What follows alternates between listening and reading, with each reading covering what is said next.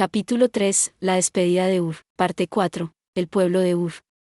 Al norte estaban las cordilleras montañosas del norte y al oeste el lago Urdea.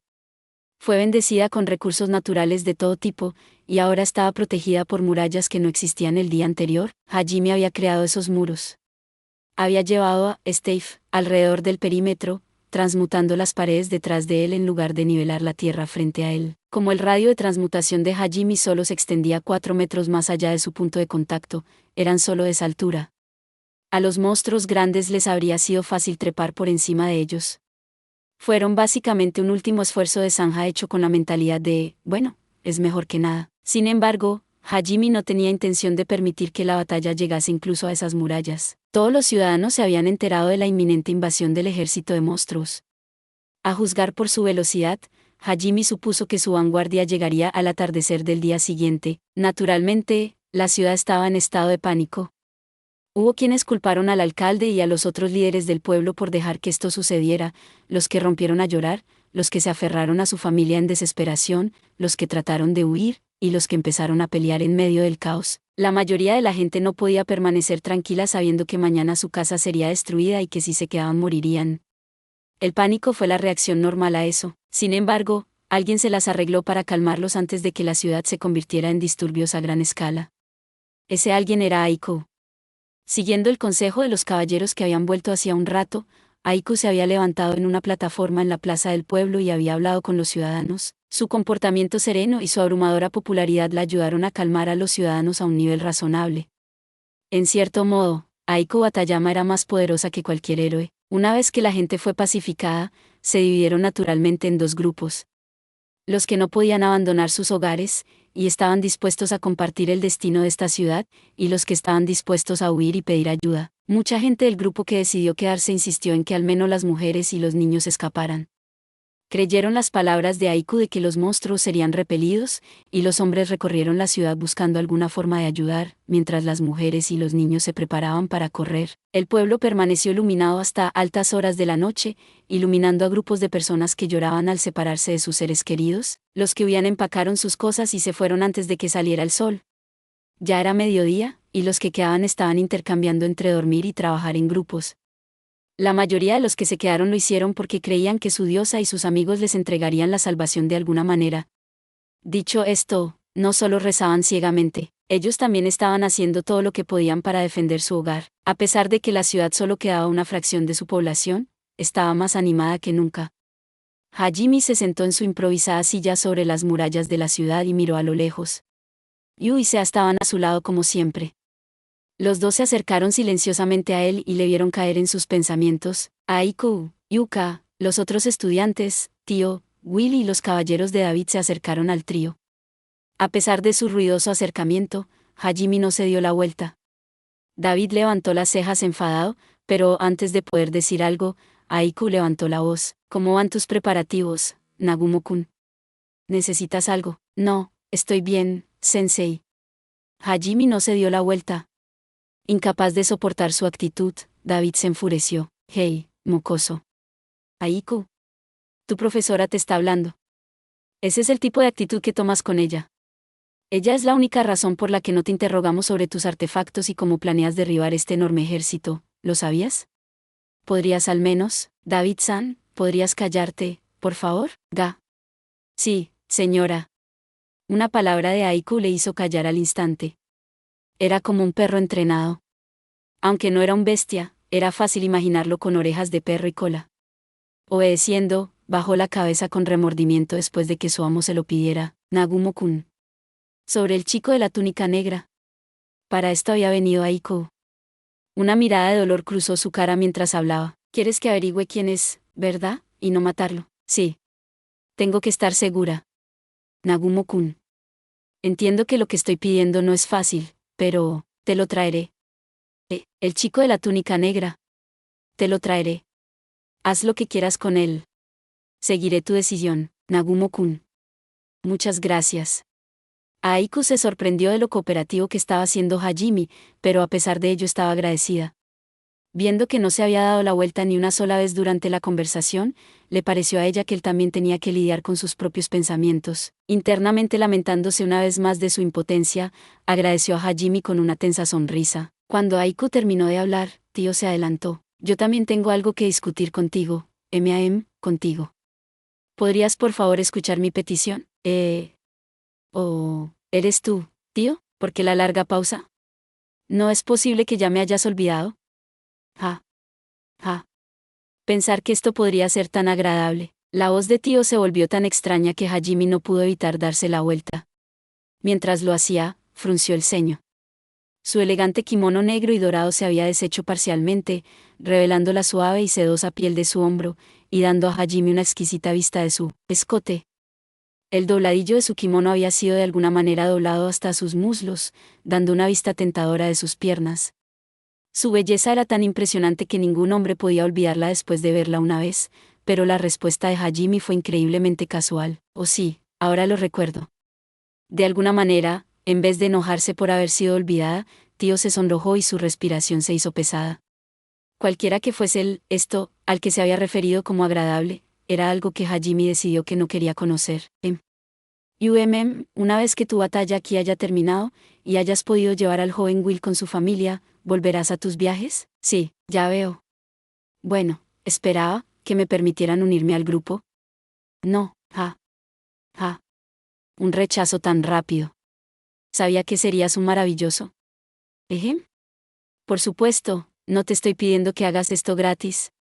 Si aceptas que me una a ti, entonces te llamaré maestro y me dedicaré a ti en cuerpo y alma. Seguramente, vete a casa. Mejor aún, vete a morir. Tío abrió bien los brazos, se declaró la esclava eterna de Hajime, y Hajime la miró como si fuera suciedad, y de hecho le dijo que se convirtiera en uno con la suciedad. Su rechazo instantáneo provocó escalofríos en la columna vertebral de Tío. Sus mejillas se enrojecieron de un color rosa intenso. Claramente era una pervertida. Una enorme, rabiosa, pervertida. Todos los demás estaban asustados por ella también. Yo especialmente, ya que antes había considerado a los dragones con tanta estima. Su expresión era una máscara en blanco mientras miraba a Tío. ¡Qué cruel! Aunque tú eres el que me hizo así. Tienes que asumir la responsabilidad de tus acciones. La mirada de todos se dirigió hacia Hajime, una mirada de sorpresa en sus caras. Hajime ciertamente no podía permitir que su buen nombre fuese calumniado así, por lo que se giró para mirar correctamente a Tío, una vena sobresalía de su frente. La miró fijamente, esperando a que ella se lo explicara. Esa mirada despreciativa otra vez. Bueno, ya ves, soy bastante fuerte. Temblando ante la mirada de Hajime, Tío empezó a explicar cómo había llegado a desear ser su esclava. Dentro de mi pueblo, soy una de las luchadoras más fuertes. Mi resistencia especialmente es mucho mayor que la de los demás. Incluso cuando alguien se las arregla para obtener lo mejor de mí, nunca podría infligir ningún daño. Como los caballeros estaban presentes, Tío omitió el hecho de que ella era uno de los hombres dragón. Solo después de haber luchado contra ustedes, vine a aprender el verdadero dolor y la humillación que acompaña a una verdadera derrota. Tus puños me sacudieron hasta la médula. Y tu estilo de lucha sucia dejó una impresión duradera. Me dejaste todo el cuerpo adolorido y... Tío se emocionó contando su propia historia, y los caballeros, que no conocían los detalles, miraron a Hajime como si fuera un criminal. Por la forma en que contaba su historia, definitivamente sonaba como si Hajime la hubiese violado. ¿Cómo se atreve a ser tan violento con una dama?, pensaron los caballeros. La razón por la que no dieron voz a dichos pensamientos fue porque la señora en cuestión no parecía muy molesta. De hecho, parecía eufórica, dejando a los caballeros confundidos sobre cómo debían reaccionar. ¿Así que Hajime te abrió una nueva puerta de experiencias? Verdaderamente. Ya no puedo vivir sin él, asquerosa. La expresión inexpresiva de Yu se retorcía en un ceño fruncido. No quedaba ni una pizca de respeto en su voz. Hajime estaba tan asustado que involuntariamente dejó escapar sus pensamientos. Además, de repente, Tío apretó el trasero con ambas manos y dijo la siguiente frase con una voz extremadamente avergonzada. Tú tomaste mi primera. La mandíbula de todos se abrió mientras miraban a Hajime. La cara de Hajime se acalambró y negó con la cabeza. Definitivamente no lo hice. Hace mucho tiempo decidí que el único hombre con el que consideraría estar sería uno que fuera más fuerte que yo. Sin embargo, no había nadie así en mi pueblo. Esa fue la primera vez que me sujetaron y humillaron, y luego me hiciste eso en el trasero. Fuiste tan duro. Ya no puedo casarme, así que debes asumir la responsabilidad de esto. Tío miró a Hajime con los ojos húmedos, sus manos aún apretando su culo. Los caballeros lo miraron con una mezcla de miedo y repugnancia. Asco porque claramente había violado a esta pobre mujer, y miedo porque había sido tan violento con su trasero. Incluso Aiko, que sabía la verdad de la situación, miraba a Hajime con reproche. Incluso Yui se apartaron la mirada, como si dijeran, bueno, eso fue demasiado. Hajime se había encontrado rodeado de enemigos antes de que la batalla empezase. No tienes una misión que terminar. No es por eso que dejaste tu pueblo en primer lugar. Desesperado, Hajime intentó alegar para salir de la situación. Ciertamente. Pero no temas. Mi investigación será aún más fácil si viajo con ustedes. En verdad, sería matar dos pájaros de un tiro. Estoy segura de que tus viajes se volverán estresantes a veces. ¿No sería maravilloso tener a alguien para desahogar esas frustraciones, cuando lo necesites? Puedes ser tan rudo como quieras. ¿No es un trato maravilloso para ti, mi amo? No veo por qué sería maravilloso que se una a mi grupo una pervertida. Tío se aferró desesperadamente a Hajime, pero la tiró. Eso le valió la ira de los caballeros, el desprecio de Yuka y las chicas, los celos de los chicos, y un sermón de Aiku sobre no tener relaciones sexuales ilícitas. Sin embargo, por alguna razón, Will miraba a Hajime con asombro. Alrededor del momento en que Hajime se estaba cansando de esta farsa, sintió movimiento en el horizonte y rápidamente se volvió serio. Están aquí.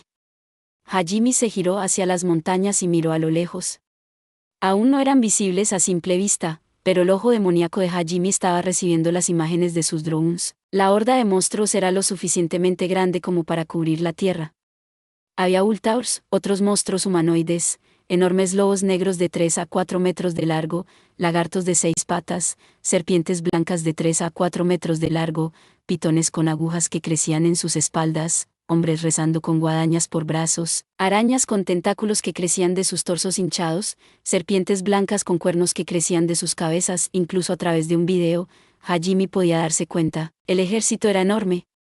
Levantaron un tornado de polvo al pasar, y se tragaron el suelo ante ellos como una marea negra que se retorcía. Sus mortíferos ojos rojinegros brillaban en la masa negra, un mar de rubíes corruptos. Había incluso más de los que había visto inicialmente en la montaña. En una conjetura, parecía haber alrededor de 50 a 60.000 en total. Peor aún, el cielo también estaba lleno de monstruos voladores. Parecían una bandada de Taranadans. Eran más pequeños que los Waibars con los que Hajime había luchado, pero el miasma rojo oscuro que emanaba de sus cuerpos era un problema. Estaba seguro de que eran más fuertes que las siberias que había visto en el desfiladero Reisen. Entre las docenas de Taranadans, uno de ellos era claramente más grande que el resto. Y aunque era difícil de distinguir, parecía haber una figura con forma humana montada en él. Probablemente sea el chico. Sé que Aiku no quiere admitirlo, pero lo más probable es que sea Yukito Shimizu, Hajime, Hajime-san. Yu y Sea se tensaron, adivinando por el repentino cambio de humor de Hajime que el enemigo venía. Asintió hacia ellas antes de volverse hacia Aiku y los demás, que miraban nerviosamente a su alrededor. Están aquí. Y hay más de lo que esperaba. Estarán en la ciudad en 30 minutos. Hay un poco menos de 60.000 de ellos. Hay muchos tipos diferentes, también. Sus caras palidecieron cuando se enteraron de que había más de lo que esperaban inicialmente. Intercambiaron miradas incómodas. Hajime saltó a lo alto de la pared y se giró hacia ellos, una valiente sonrisa en su cara. No te preocupes tanto, sensei. Un par de miles más no es gran cosa.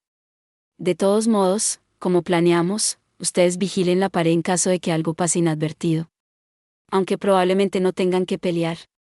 Hablaba tan despreocupadamente como si estuviera en un picnic. Aiko entrecerró los ojos ante su radiante confianza y le respondió en un tono de preocupación. De acuerdo. Sé que no estoy en posición de decir esto ya que soy yo quien te lo pidió, pero por favor, mantente a salvo. Deberíamos dejárselo todo a él. Todavía no es demasiado tarde para evacuar. Los caballeros murmuraron entre ellos, y luego empezaron a dirigirse a alertar a la ciudad. Aiko y los estudiantes se volvieron para seguirles. Solo habían dado unos pasos cuando Yuka se detuvo. Estaba mirando al suelo, una expresión conflictiva en su cara. Atsushi y los demás también se detuvieron cuando vieron que Yuka no les seguía. Confundidos, ¿la llamaron? Sin embargo, Yuka no respondió. En vez de eso, reafirmó su resolución y se giró hacia Hajime y la próxima horda de monstruos. Nagumo. Tartamudeaba un poco, pero aún así gritaba tan fuerte como podía. Hajime se giró, levantando una ceja, levemente sorprendido. Pensó que se había ido con Aiko y los demás. Yu y Sea también se dieron la vuelta. Hajime silenciosamente esperó a que continuase. Yuka dudó durante unos segundos, pero luego volvió a encontrar su coraje y miró bruscamente a Hajime. Gracias. Gracias por salvarme en ese entonces.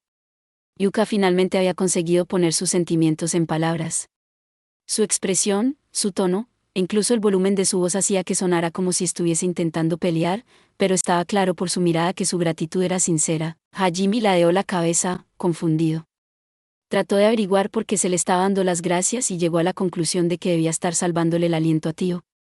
Aunque eso fue solo un efecto secundario del hecho de que tenía que proteger a Will. Le tomó un segundo pensar en ello, ya que en ese entonces ni siquiera se le habían ocurrido, ni se había dado cuenta de que él también los había protegido. Yuka notó que Hajime parecía estar pensando en algo equivocado, y rápidamente añadió algo a su declaración. Gracias por salvarme ayer también, pero...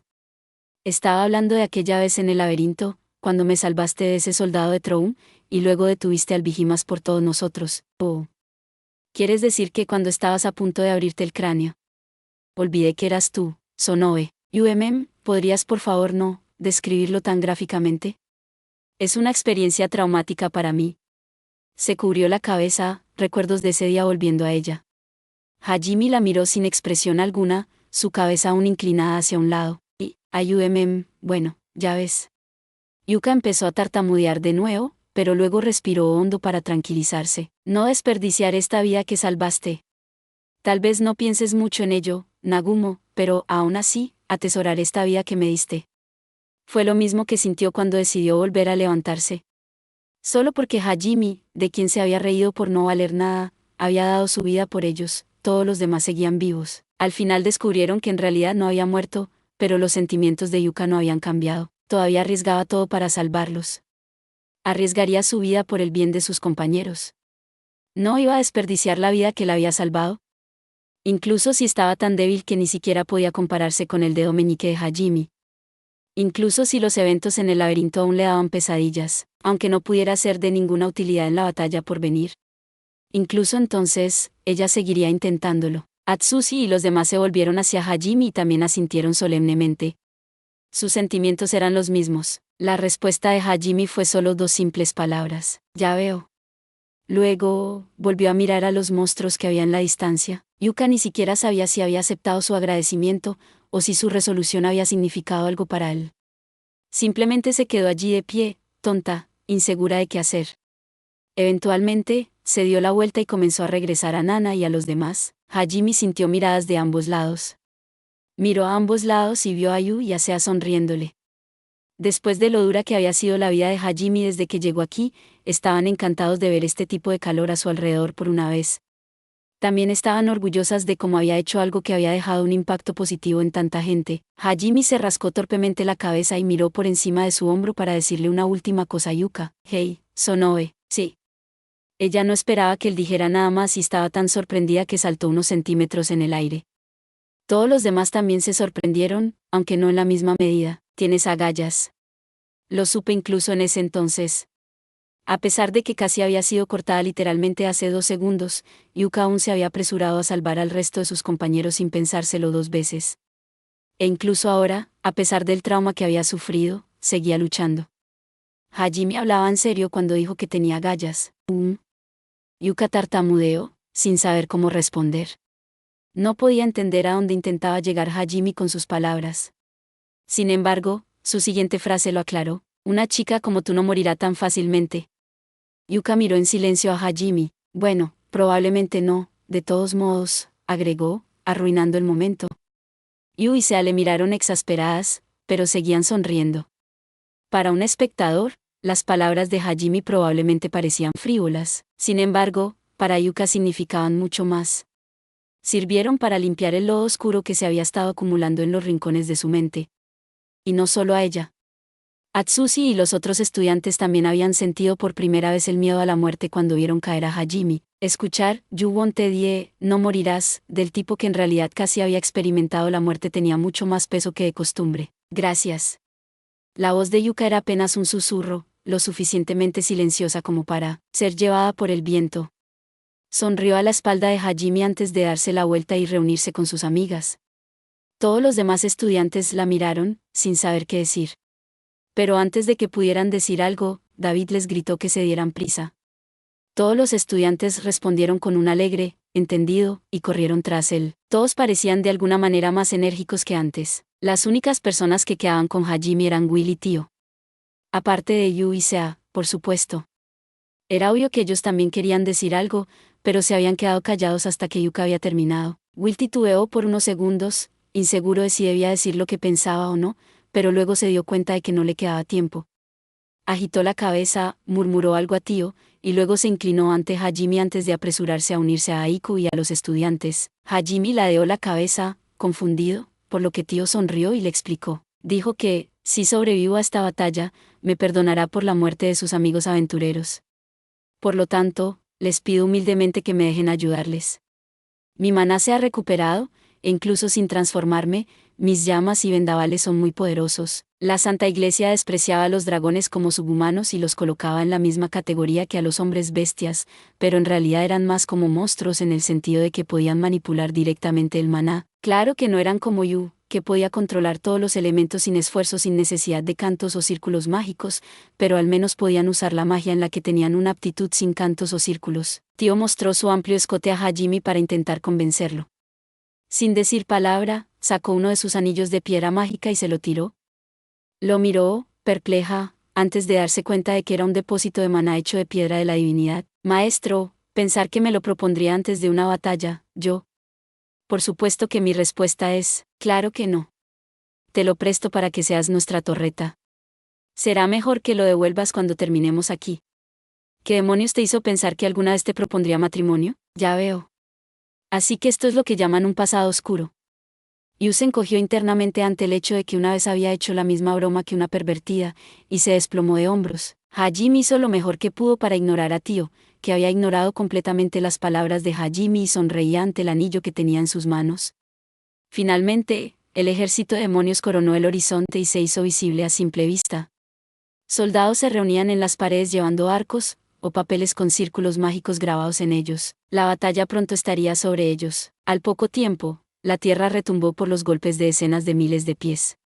Una inmensa nube de polvo siguió a la estela del ejército monstruoso, que ahora estaba lo suficientemente cerca como para que sus aullidos pudieran ser escuchados por los hombres en la pared. Algunos de ellos estrecharon sus manos en oración, mientras que otros miraron, con la cara pálida. Hajime se adelantó. Transmutó un pedestal para sí mismo, y luego se giró para dirigirse a la gente del pueblo. No le importaba mucho aliviar los temores de la multitud, pero quería evitar que estallara un motín de pánico, ya que eso podría haber resultado en fuego amistoso. Las miradas de todo el mundo se centraban naturalmente en el niño de pelo blanco que les miraba fijamente, aparentemente ignorando a la horda que tenía a su espalda.